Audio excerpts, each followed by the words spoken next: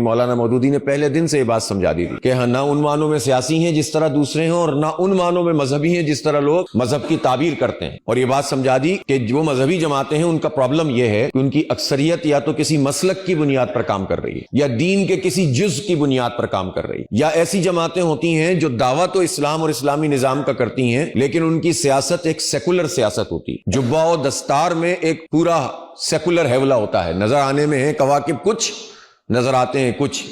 بلکہ بعض اوقات تو ان مذہبی جماعتوں کی سیاست عام دنیا دار لوگوں سے زیادہ مطلب پرستانہ، مفاد پرستانہ اور سیکولر اور لادین قسم کی ہوتی ہے. حلیہ مذہبی ہوتا ہے، نعرہ مذہبی ہوتا ہے، استعمال مذہب کا کیا جاتا ہے، لیکن وہ کام سارے سیکولر پارٹیوں کی طرح کرتے ہیں. اس لیے جماعت اسلامی اس طرح کی تصور نہیں رکھتی. ہم دین کا تصور یہ رکھتے ہیں کہ دین ایک نظام کو کہتے ہیں، اور ہم یہ تصور رکھتے ہیں کہ جو مسالک ہیں ان مسالک میں مختلف ہمارے بزرگوں نے، صحابہ کرام رضوان اللہ علیہم اجمعین، ان کے بعد تابعین، تبع تابعین، ائمہ کرام، فقہاء اعظام، علماء کرام، ان سب لوگوں نے قرآن و سنت سے اخذ کر کے مختلف معاملات میں مختلف آراء قائم کی ہیں، رائے قائم کی ہے. اور ہمیں اسلام سکھایا ہے، نماز ایسے پڑھنی ہے، روزہ ایسے رکھنا ہے، پاکی ناپاکی کے یہ مسائل ہیں، گھریلو معاملات اس طرح چلیں گے، معاشی معاملات اس طرح چلیں گے، یہ اصول ہے، یہ ضابطہ ہے، اور اس چیز میں چھوٹ موجود ہے، اس چیز میں کوئی چھوٹ نہیں ہے. تو یہ سب باتیں ہمیں علماء کرام اور فقہاء نے سمجھائی ہیں، بتائی ہیں.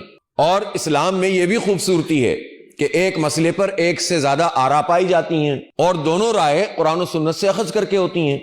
تو اختلاف رائے خود ایک دین کی خوبصورتی بن جاتا ہے. اسی سے مسلک بنتے ہیں کہ کوئی ایک طریقے سے نماز ادا کرنے پہ کسی کو اختلاف نہیں، نماز کے مطلب پہ کسی کو اختلاف نہیں، نماز کی فرضیت پہ کسی کو اختلاف نہیں، اور رکعتوں پہ بھی نہیں ہے، فرائض پہ.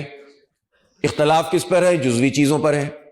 تو دونوں فقہ میں ایک نے رائے اس طرح قائم کر لی بالفرض کہ اگر کوئی ہاتھ چھوڑ کے نماز پڑھتا ہے، یا ہاتھ سینے پہ باندھ کے یا ناف پہ باندھ کے، تو سب نے اپنی اپنی رائے اس طرح سے قائم کر لی. کسی نے کہا کہ نبی پاک صلی اللہ علیہ وسلم نے آخر وقت میں اس طرح سے معمولات انجام دیے تھے تو ہم وہ کریں گے.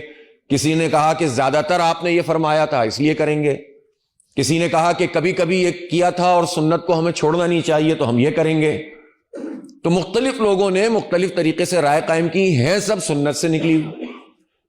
اور ان چیزوں میں جو مختلف چیزیں ہیں، آراء ہیں یا طریقے ہیں، یہ خود اس بات کا اظہار ہے کہ دین کے کچھ معاملات ایسے ہیں جس پر کوئی سودے بازی نہیں ہوتی حلال اور حرام پہ، لیکن کچھ چیزوں کو جان بوجھ کر اس طرح رکھا گیا ہے تاکہ بتا دیا جائے کہ اصول